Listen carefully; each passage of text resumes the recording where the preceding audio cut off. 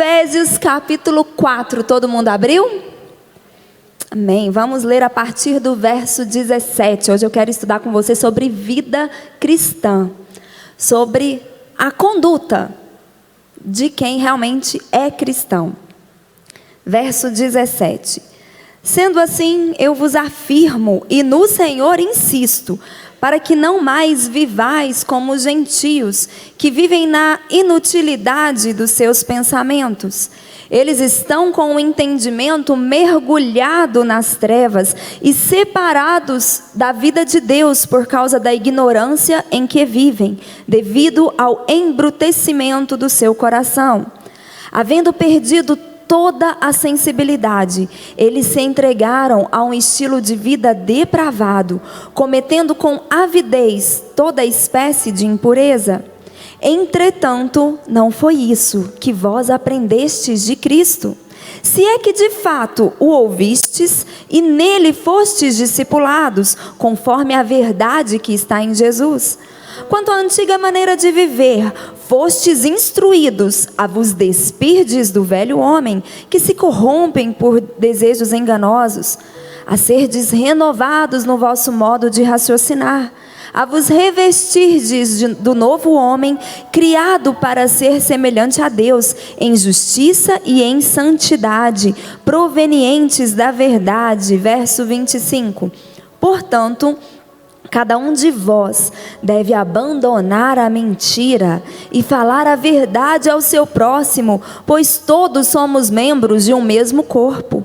Estremecei de ira, mas não pequeis. Acalmai a vossa raiva antes que o sol se ponha, e não deis lugar ao diabo. Aquele que roubava, não roube mais. Pelo contrário, trabalhe, fazendo com as mãos o que é bom, para que tenha o que repartir com quem está atravessando um período de necessidade. Não saia da vossa boca nenhuma palavra que cause destruição, mas somente a que seja útil para a edificação, de acordo com a necessidade, a fim de que comunique graça aos que ouvem. E não entristeçais o Espírito Santo de Deus, com o qual fostes selados para o dia da redenção. Toda a amargura, cólera, ira, gritaria e blasfêmia sejam eliminados do meio de vós, bem como toda a maldade. Pelo contrário, sede bondosos e compassivos uns para com os outros, perdoando uns aos outros da mesma maneira como Deus vos perdoou em Cristo Jesus. Amém? Feche os seus olhos mais uma vez. Senhor, graças te damos pela tua palavra, ó Deus, e em nome de Jesus pedimos que o teu Espírito Santo venha falar ao nosso coração. Ó Deus, que nada venha nos atrapalhar, nos impedir de receber do Senhor. Que em nome de Jesus o Senhor tenha total liberdade para nos confrontar, ó Deus, para nos trazer luz, nos trazer clareza e gerar em nós a mudança que precisamos, em nome de Jesus. Amém? Essa parte que nós lemos aqui, a gente pode dividir aí em admoestação, né? Paulo ele está admoestando, mas depois ele vem também com o ensino, né? Ensinando o que fazer. Eu acho que essa é a forma mais eficaz, né? Você aponta o problema e você já dá a resposta para o problema, você já traz a solução. Quando nós convertemos, quando nós passamos a nos denominar cristãos, precisa acontecer uma ruptura de comportamento. Não tem como a gente ser verdadeiramente cristão se a gente continua vivendo da mesma forma que a gente vivia antes. Se tornar cristão não é meramente levantar as mãos e fazer apenas uma oração declarando que Jesus Cristo é o Senhor. Isso é o primeiro passo. Declarar que Jesus é o seu Senhor, convidá-lo para ser Senhor da sua vida é o primeiro passo. Mas após esse convite, você precisa realmente deixá-lo ser Senhor da sua vida. Quando Ele passa a ser Senhor da nossa vida, já não é mais a nossa vontade, já não é mais o nosso achismo, mas é o dele. É Ele quem toma as decisões, é Ele que decide para onde que o nosso barco vai, amém? Ele literalmente passa a ser Senhor. E aqui o apóstolo Paulo, se você for estudar todo o livro de Efésios, no capítulo 4 ele começa falando da unidade da igreja, do comportamento do cristão dentro da igreja. Ele aponta aí alguns problemas e como lidar com isso, porque a igreja é o quê? É o corpo de Cristo, amém? O corpo de Cristo é formado por quê? O nosso corpo, a gente tem o quê? Osso, músculo, tendão, vaso, não é? O corpo de Cristo é formado por homens e mulheres que decidem que Jesus é Senhor da vida deles, que optam por servi-lo todos os dias, amém? Nós somos diferentes, demais da conta. Então, às vezes, tem umas coisas que não está dando muito certo e a gente precisa de ajuste. Não é assim? E o apóstolo Paulo traz ensinamentos sobre isso. E a partir do verso 17, ele começa a tratar com o indivíduo, comigo e com você. E ele começa a apontar a nossa forma de viver. E aí eu quero destacar com vocês a primeira coisa no final do verso 17, ele fala sobre a inutilidade dos seus pensamentos. Tá? Da mesma versão ali na tela também. A minha forma de pensar tem que ser diferente do que era antes. Futilidade. Pensamento altivo. Uma coisa que mexe muito comigo é a resposta dura, porém necessária, que Jesus dá para Pedro.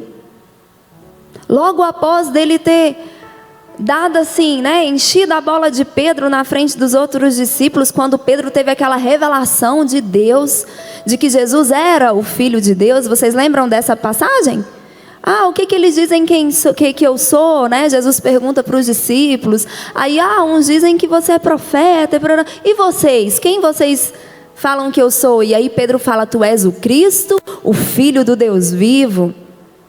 E aí Jesus vira para ele e fala, bem-aventurado você é, porque não foi homem que te revelou, foi meu Pai que está nos céus. Tu és Pedro, sobre essa pedra edificarei a minha igreja. Pois bem, logo depois, se você continuar lendo, Jesus começa a preparar os discípulos, porque ele iria morrer, ele iria se entregar e ser crucificado numa cruz, e ele estava preparando os discípulos para aquilo. E Pedro chega para admoestar Jesus. Não, Jesus vira para ele. Eu gosto de apontar o dedo, afasta de mim, Satanás.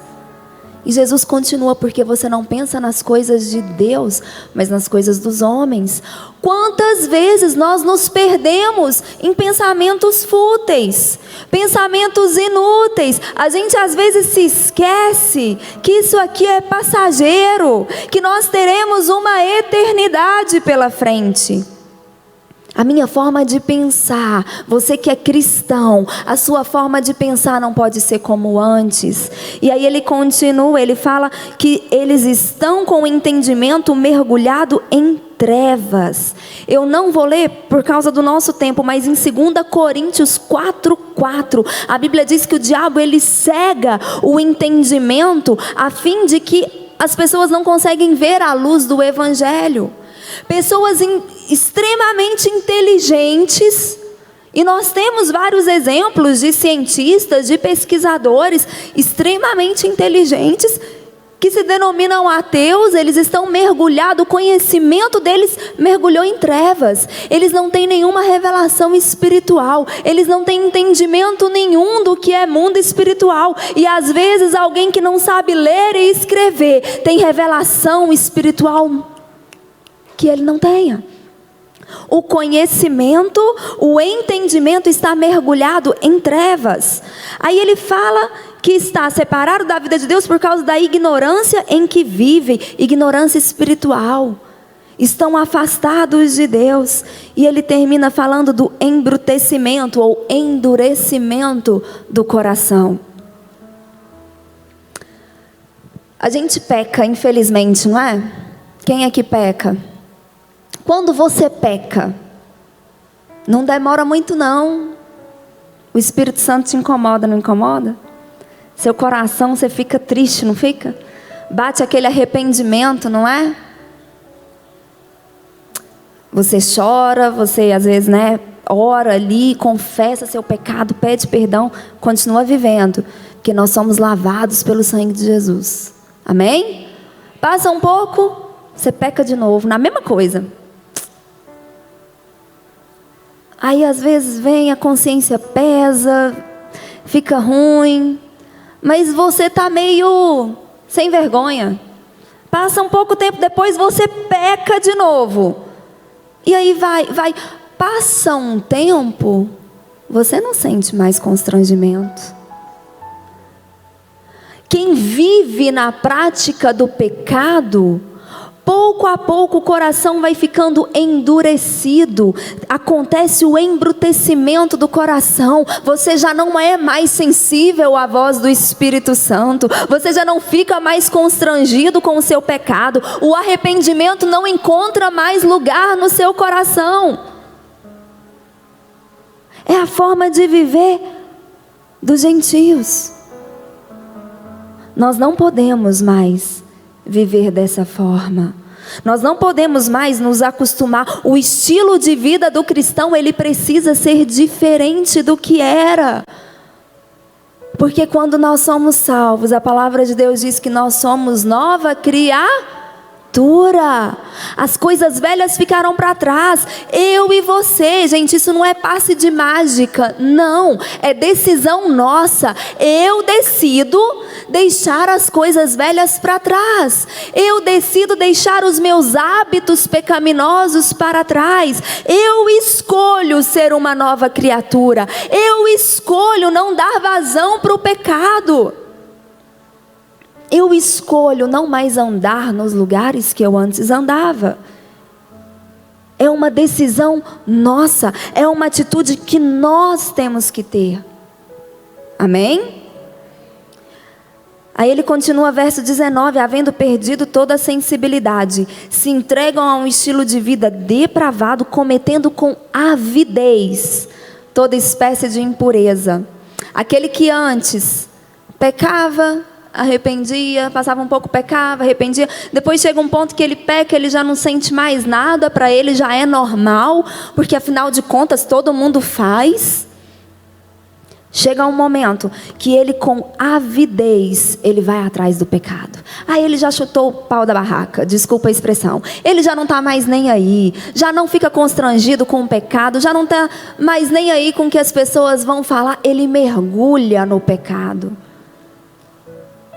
Eu já presenciei pessoas que com avidez correm atrás do pecado.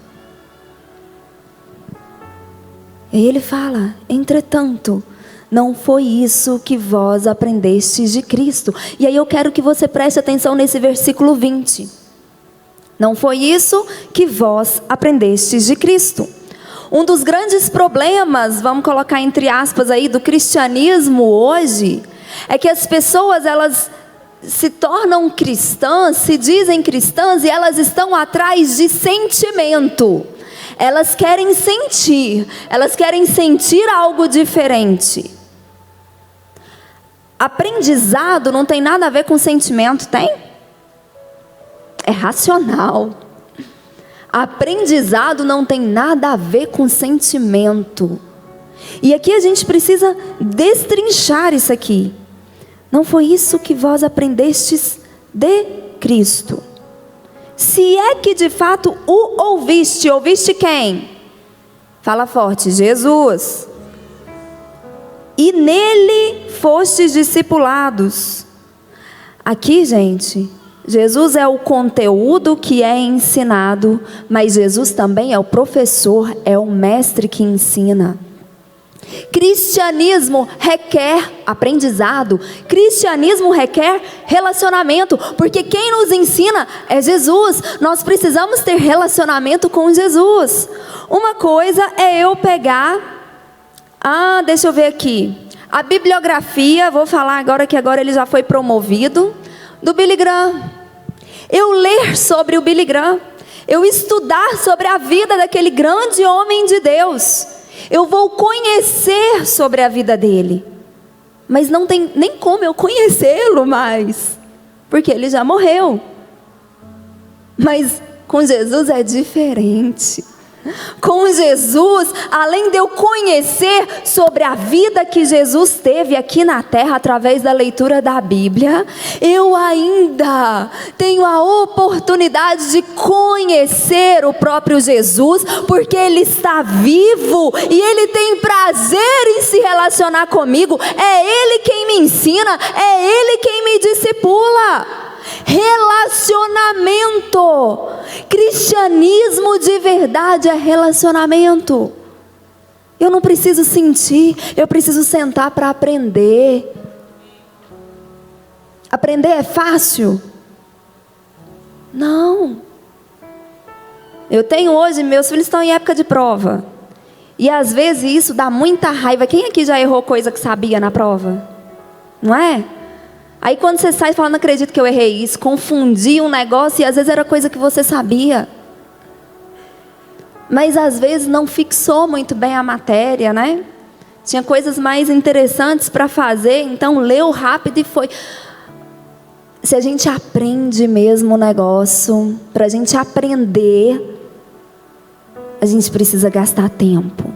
A gente precisa sentar, a gente precisa ouvir de Jesus. É abrir a Bíblia, é ler, é buscar, é parar e falar, Senhor, eu li isso aqui, mas eu não entendi não, me ensina, traz revelação para a minha vida. E aí ele fala, ele começa a destrinchar, como é que é essa maneira, verso 22, quanto à antiga maneira de viver, fostes instruídos a vos despirdes do velho homem. A decisão de despir do velho homem é nossa. Sou eu que troco as vestes. Sou eu que decido tirar aqueles costumes do velho homem.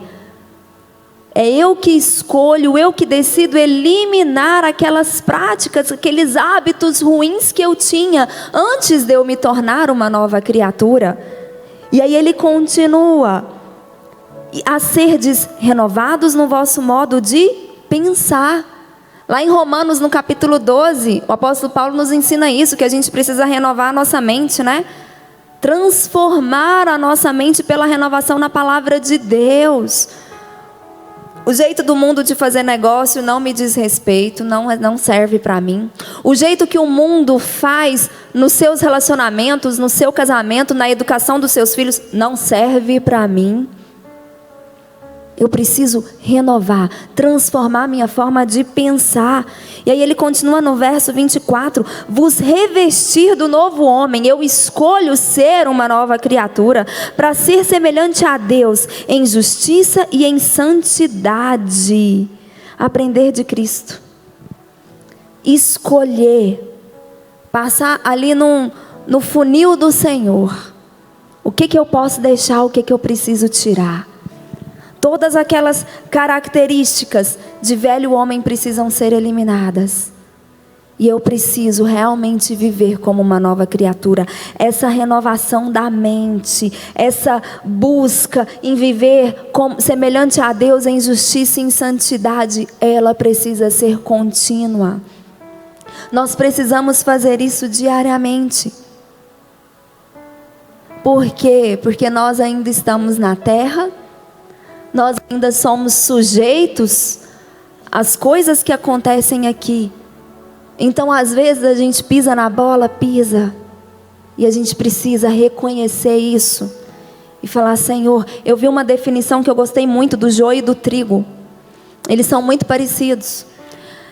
Mas diz que quando o vento forte bate no trigo, o trigo se curva, ele se dobra. O joio não, o joio resiste, ele permanece ali, intacto, em pé. Fala muito da altivez, do orgulho. Quando eu piso na bola, quando eu erro, eu tenho que ser como o trigo. Eu tenho que me dobrar diante do Senhor, me humilhar e falar, Senhor, eu errei. E eu preciso da Tua graça sobre a minha vida para que eu consiga mudar. Amém? E aí ele vai para a parte prática, vai lá no verso 25, ele começa com algumas coisas bem práticas. Verso 25, cada um de vós deve abandonar a mentira e falar a verdade. Gente, crente mentiroso é difícil, né? Quem que é o pai da mentira? O diabo. Não é uma baita contradição eu me denominar cristão e mentir? Não tem como. A gente não viu que cristianismo nada mais é do que relacionamento com Cristo? Como é que eu vou embasar um relacionamento com mentira? Não dá. Porque num relacionamento qualquer que seja tem que ter confiança. Ele é construído na verdade. O pai da mentira é o diabo. Gente, crente não pode mentir, não. Fala misericórdia. Pode não. Para de mentir. Comece a falar a verdade. Para de inventar desculpa. Fala a verdade. Tem situações que a gente fica com vergonha, não fica? Eu tive uma situação agora recente e infelizmente não foi a primeira vez que aconteceu. Eu falei para mim mesma que agora eu vou colocar tudo no celular, naquele calendário e vou pôr alarme. Mas um exemplo bobo assim, né? Pequeno.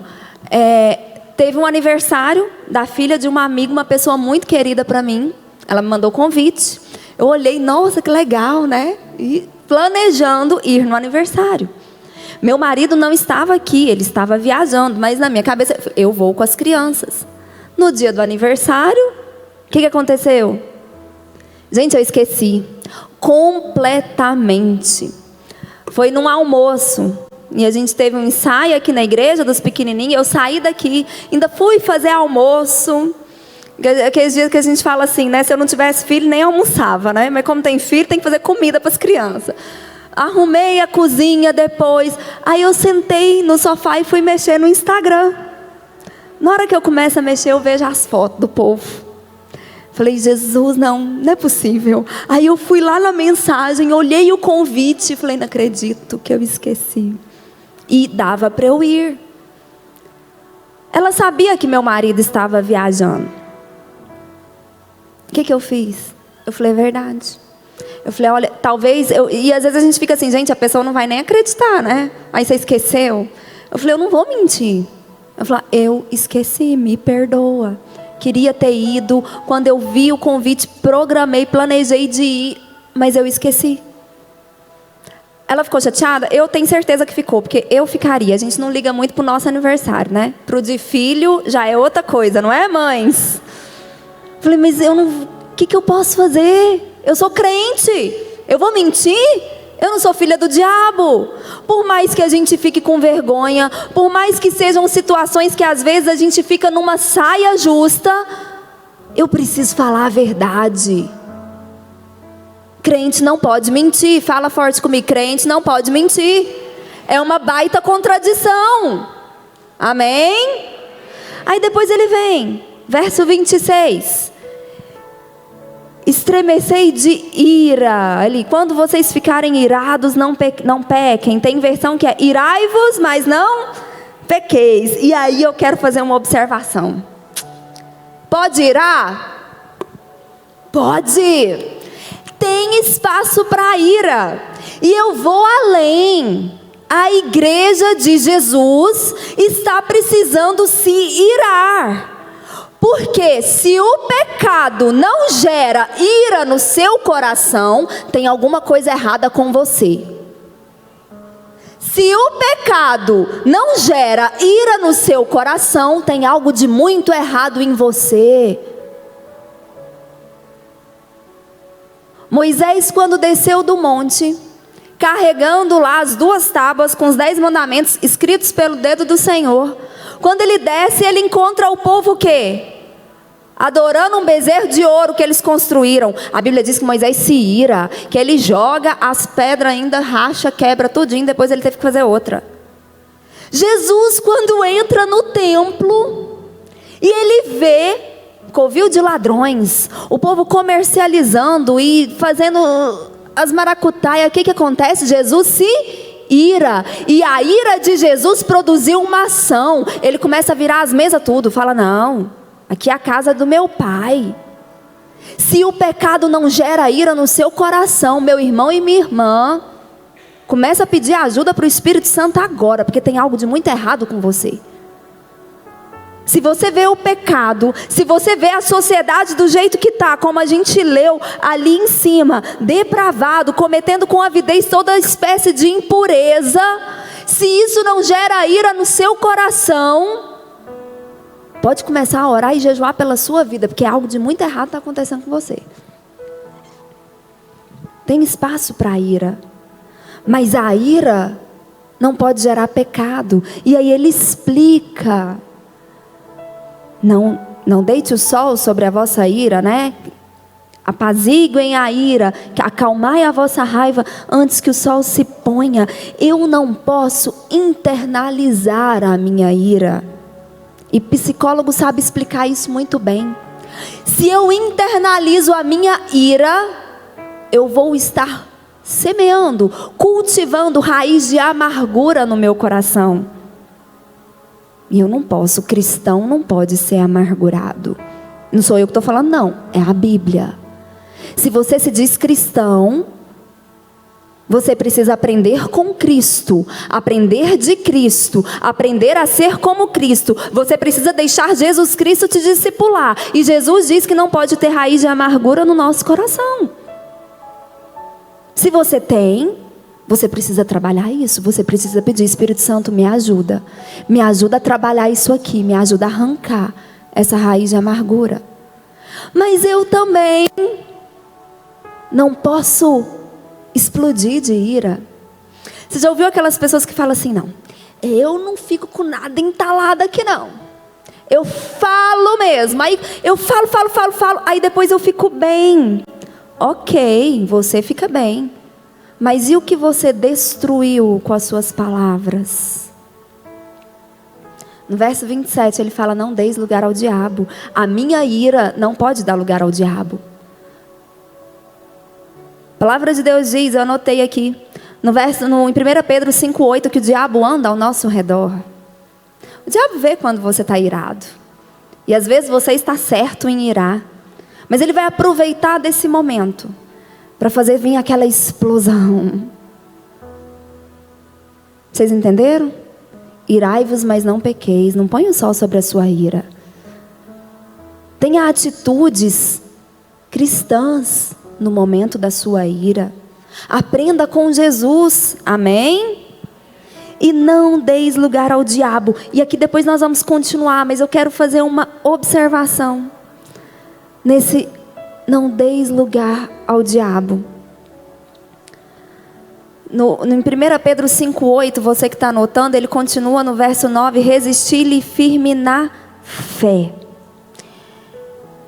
Eu não posso dar lugar ao diabo. Igreja não pode dar lugar ao diabo. A igreja, ela precisa ocupar o lugar ou os lugares que Deus determinou que ela ocupasse. Quando a gente vai estudando a Bíblia, a gente vai lá para o comecinho de tudo, em Gênesis, no capítulo 1. A Bíblia diz que a terra era sem forma e vazia. E Deus então começa a dar forma para essa terra. Ele começa a dar forma, ele cria a parte seca, separa aí a parte molhada, que são os mares, os rios, não é? Ele faz o firmamento, depois ele começa a encher essa terra, ele começa a povoar com animais, com plantas, ok? Gente, vocês estão me acompanhando? Aí ele vai e decide fazer o homem. E quando ele faz o homem, a gente lê lá em Gênesis que ele fez o homem à sua imagem e semelhança para dominar. Fala forte, dominar. Tudo aquilo que ele tinha criado. Tudo aquilo que Deus tinha feito na terra.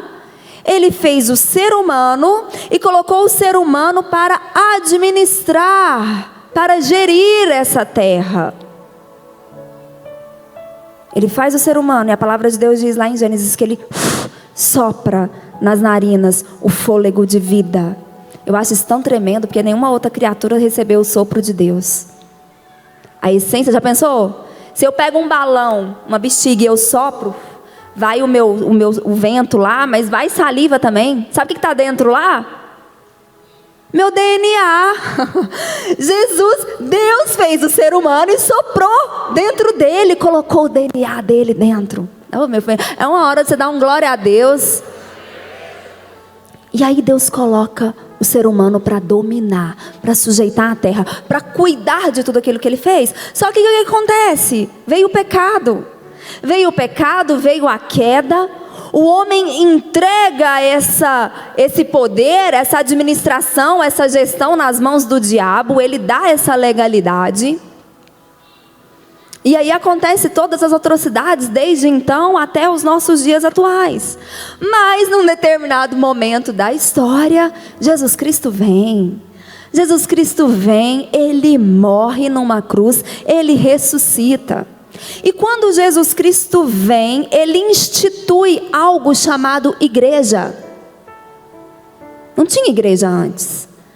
Igreja é o que? Nós falamos aqui no começo. O que é igreja? A definição de igreja: corpo de Cristo. Jesus institui a igreja. E você que está anotando, a gente não vai ler, deixa eu pegar aqui, Mateus 18, 18 e Mateus 16, 18 também. Quando Deus estabelece, Ele vem, Jesus Cristo vem e Ele cria a igreja. Ele institui a igreja, que é o corpo de Cristo. Ele entrega para a igreja o lugar dela na terra, lugar de domínio, lugar de administração, de gestão de tudo o que há na terra. Jesus diz lá em Mateus 18, 18: tudo que a igreja ligar na terra será ligado nos céus, tudo que a igreja desligar na terra será desligado nos céus. Em Mateus 16 ele diz que as portas do inferno não prevalecerão contra a igreja. Só que a igreja não tem ocupado o lugar que Deus deu para ela. O diabo resiste à igreja, mas a palavra de Deus não é mentirosa. Diz que as portas do inferno não conseguem prevalecer contra a igreja. Igreja, você precisa ocupar o lugar que é devido. Igreja, você precisa ocupar. Não dê lugar ao diabo. Fala forte: não dê lugar ao diabo. Mateus 5,13. Jesus nos compara com o sal.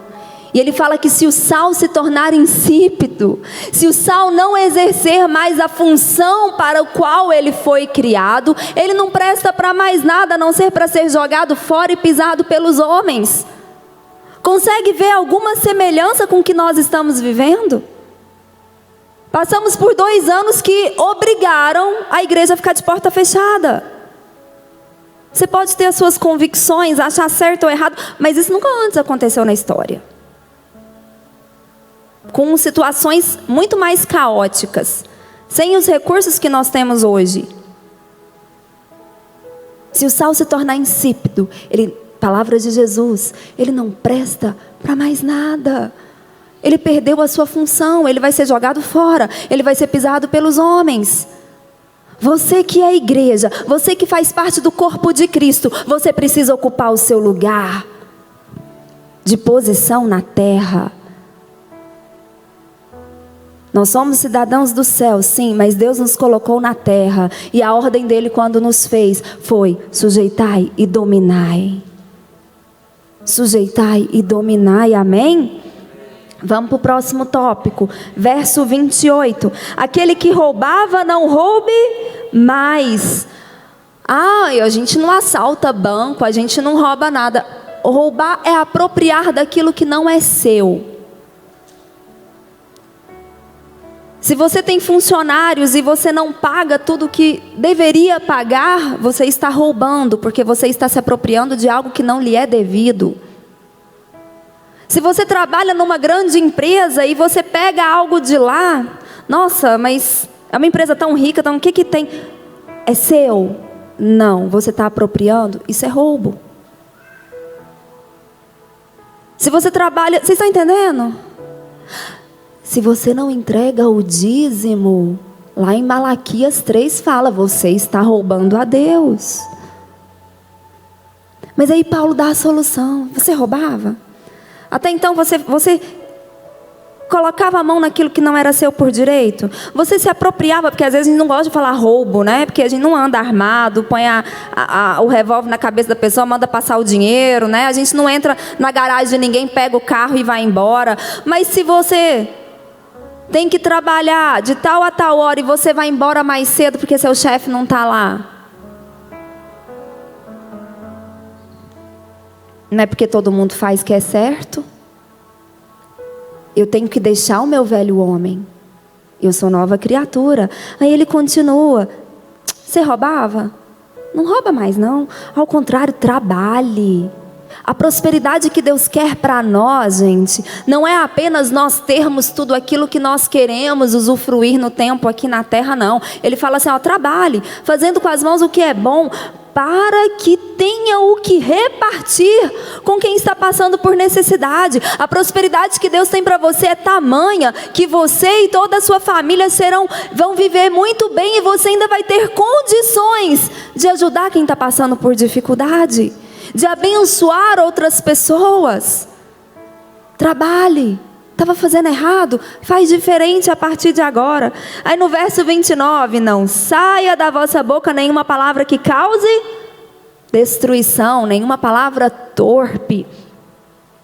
Isso aqui é muito importante. Está lá em Mateus, se você estiver anotando, capítulo 12, 36 e 37. Diz que no dia do juízo, todos nós iremos prestar conta para Deus de todas as palavras fúteis que nós falamos. E aí? Quais são as palavras que têm saído da sua boca? Como que é as conversas que você tem? E aí eu acho que vai além, porque tem palavras que às vezes a gente não fala, mas a gente escuta e a gente continua naquela rodinha. Piadas imorais, palavras levianas, deboches. Um dia nós vamos prestar conta de tudo aquilo que a gente fala. Você é cristão? Só pode sair da sua boca, segundo o apóstolo Paulo aqui em Efésios, a palavra que seja útil para a edificação, conforme cada necessidade. Às vezes você vai ter que dar uma palavra dura, uma palavra de exortação, mas é para edificação, a fim de que comunique graça àqueles que ouvem. Essa é a maneira de viver que nós aprendemos com Jesus Cristo. E é aprender. Aprender, gente, a gente não ouve uma vez e pronto, acabou. Nunca mais a gente vai precisar pensar sobre isso, que vai ser instantâneo. Não. Chega em casa durante a semana, lê esse texto de novo. Fala, Senhor, me ajuda a conseguir praticar isso aqui. Passa um tempo depois, fala, Deus, eu preciso ler de novo o livro de Efésios. Eu preciso praticar, eu preciso mudar a minha maneira de ser. E aí a gente tem que pôr em prática, a gente tem que ir treinando. É assim que a gente aprende tudo na nossa vida.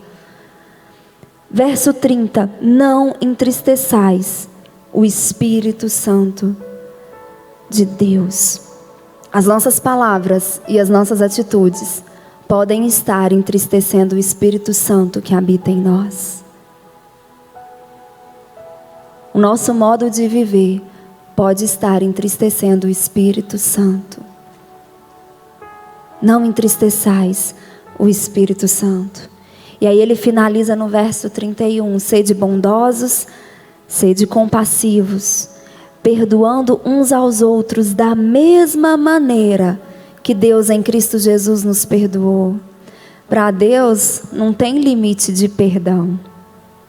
Se Deus está pronto para me perdoar todas as vezes que eu erro com Ele, eu como cristã, como discípula de Jesus, eu tenho que estar pronto para perdoar os meus irmãos todas as vezes que eles falharem comigo. Isso é o que nós aprendemos com Cristo. Essa é a maneira que nós temos que viver. O mundo precisa olhar para nós e ver diferença na nossa vida. Não é você abrir a sua boca e falar, eu sou cristão. Não, é as pessoas olharem, te observarem, te verem no dia a dia e falarem, ele é diferente. Ela é diferente. Tem alguma coisa ali que é diferenciado. Que Deus nos dê essa graça, que Ele nos ajude a sermos realmente novas criaturas, amém? Transformadas pela Sua presença.